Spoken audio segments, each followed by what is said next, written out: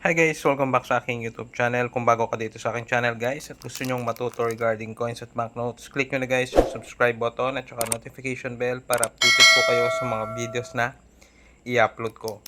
So ngayon guys, gusto ko lamang i-share sa inyo itong isang coin which is part po ito ng mga pista, no? Philippine Festival Commemorative Coin Series. So every month po naglalabas po yung Bangko Sentral ng Pilipinas ng mga ganitong coin. So for the month of June po, ito po yung nilabas nila, itong Pintados Kasadyaan. So ganito po yung itsura niya guys, mga colorized po na mga coins po ito na made of silver. So ayan po yung kanyang itsura guys. Ayan. Then sa likod naman po is ganito po yung kanyang itsura. So makikita nyo po dyan sa baba guys, 999 fine silver, 1 troy ounce. Ayan po yung kanyang design, no? Tapos nandito po yung kanyang technical specification. Ayan. So ito po yung kanyang packaging. And nag-announce naman po yung BSP kung kailan po nagiging available yung mga ganito.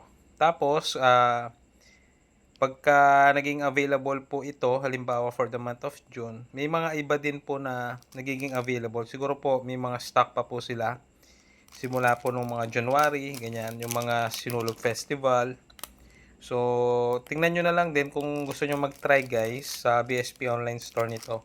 So, ang value pala nito doon is 5,000 pesos. Pero syempre, after market na guys, or yung mga reseller na, mostly mga around 6,500 to 7,500 po yung bentahan ng ganito. No? Kasi ngayon medyo mababa din kasing silver, kaya yung value po nung mga nagbebenta medyo bumaba. Kasi nung medyo mataas ang silver guys, nung mga sinulog, nung mga January, is nagiging bentahan minsan is around 8,000 to 9,000. Pero ngayon guys, ito may mga iba, mga around 6,500 po siguro, no? Itong mga ganitong coins ngayon. So yun guys, no? Share ko lang po sa inyo itong Pintados Kasadyaan na coin for the month of June. So abang lang po tayo sa July. At kung makasecure po tayo ng ganitong coin is i-share ko din po sa inyo.